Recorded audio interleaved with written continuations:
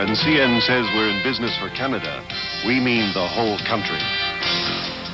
In the West, for example, CN has begun doubling its main track. Where there is a single line now, there will be two.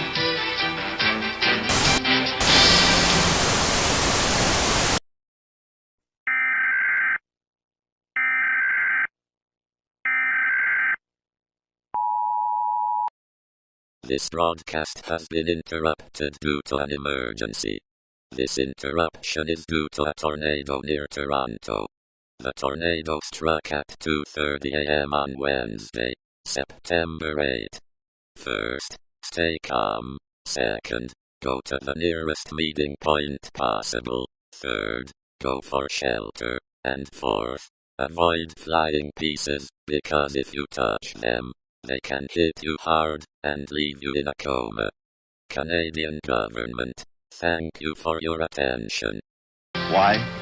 Because more efficient transportation of grain and other exports